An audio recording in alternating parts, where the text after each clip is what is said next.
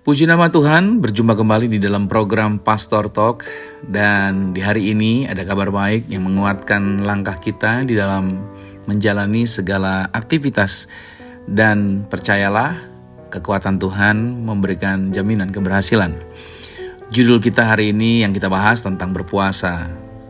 Tahukah saudara bahwa seringkali kita mengalami kegagalan di bidang-bidang kita, gagal menghadapi setan, kita ketakutan dengan setan, gagal menghadapi kecemasan, hidup di dalam tekanan dan sulit keluar dari segala masalah yang sedang kita hadapi.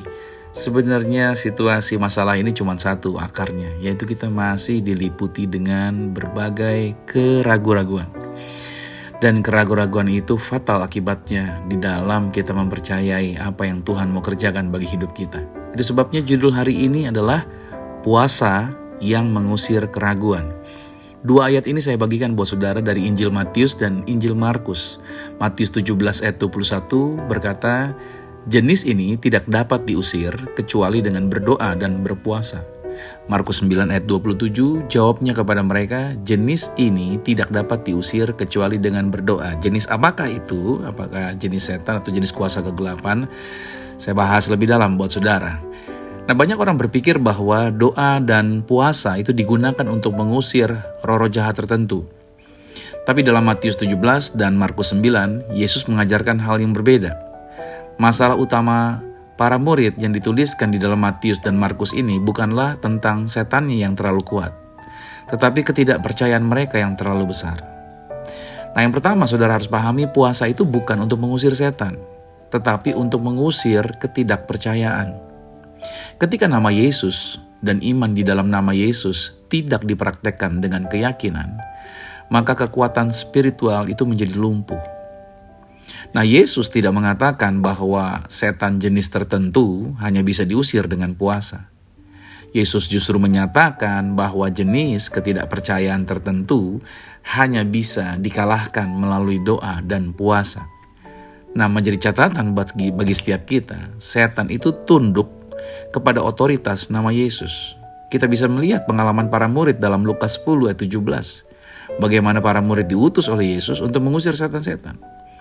Tetapi dalam teks yang kita bahas hari ini, ketidakpercayaan mereka atau ketidakpercayaan kita itu dapat menghambat kita untuk bisa memakai otoritas yang Tuhan sediakan. Nah, pelajaran yang kedua adalah tentang jenis ketidakpercayaan. Ada dua jenis ketidakpercayaan. Yang pertama, ketidakpercayaan karena ketidaktahuan.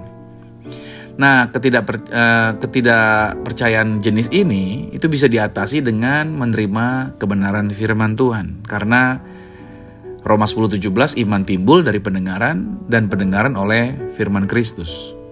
Jadi jenis ketidakpercayaan model ini itu bisa diatasi dengan menerima kebenaran firman Tuhan. Ada jenis yang kedua, yaitu ketidakpercayaan karena dominasi panca indera. Kita punya panca indera ya, panca berarti lima indera kita yang ada dalam diri kita. Dan kelima panca indera ini itu menjadi pengalaman yang alami yang ada di dalam kehidupan kita sehari-hari. Karena kita sejak kecil diajarkan untuk percaya pada apa yang dapat kita lihat, yang dapat kita dengar, yang dapat kita rasakan, yang dapat kita kecap, dan yang dapat kita baui. Nah, murid-murid gagal mengusir roh jahat karena mereka lebih percaya pada apa yang mereka lihat. Karena kondisinya ada anak kerasukan roh jahat. Mulutnya keluar busa, badannya bergetar hebat, badannya kebanting ke tanah, banting kiri, banting kanan, suara yang berteriak, dan situasinya menjadi kacau. Itu yang dilihat oleh mereka.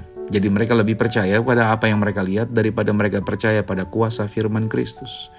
Jadi inti yang kita mau pahami di poin yang ini adalah puasa dan doa itu membantu kita mematahkan dominasi panca indera dan sebaliknya memperkuat sensitivitas rohani yang Tuhan berikan buat kita. Sampai sini saudara makin diberkati Tuhan tentunya. Yang ketiga, puasa itu menumbuhkan manusia rohani. Nah, dengan menyangkali keinginan daging, roh kita itu menjadi lebih peka dan lebih berkuasa, bukan daging yang berkuasa. Puasa adalah bentuk penyerahan total kita kepada Tuhan dan menjadikan Tuhan satu-satunya fokus dalam hidup kita. Dan menjadi catatan penting bagi setiap kita adalah puasa itu tidak membuat Tuhan bekerja lebih keras untuk kita. Tetapi puasa membuat kita lebih peka terhadap kehadiran Tuhan dan kepercayaan kita kepada otoritas kebenaran firman Tuhan. Yang keempat, saudara, bentuk-bentuk puasa yang bermanfaat untuk kita praktekkan. Tidak harus puasa total, karena puasa itu bersifat bisa sebagian saja puasanya. Misalkan seperti puasa Daniel yang hanya menolak makanan daging dan lain sebagainya, mereka hanya makan sayur dan air saja. Atau puasa waktu. Puasa waktu itu misalkan mengganti waktu nonton. Kita gak menonton, kita berpuasa dari nonton, kita berpuasa dari gadget kita, artinya scrolling medsos, kita puasa dari hal-hal itu dan kita ganti untuk pakai untuk berdoa terus. Atau puasa kesenangan, yaitu menahan diri kita dari hal-hal yang menyenangkan daging tapi tidak membangun iman kita. Kita berpuasa dari hal-hal itu. Nah, karena dorongan makan, ya puasa lebih cenderung makan ya kita puasa ya. Karena dorongan makan adalah yang paling kuat dalam tubuh manusia, maka berpuasa dari makanan seringkali itu yang paling efektif untuk merendahkan diri kita di hadapan Tuhan. Nah, aplikasi praktisnya berarti coba deh cek, periksa hati kita. Apakah ada ketidakpercayaan yang masih menahan kuasa Tuhan untuk bekerja melalui kehidupan kita? Yang kedua, mulailah berpuasa secara teratur. Bukan karena tuntutan agama, tapi karena kerinduan untuk lebih dekat dengan Tuhan. Aplikasi yang ketiga, gunakan waktu puasa untuk menyembah.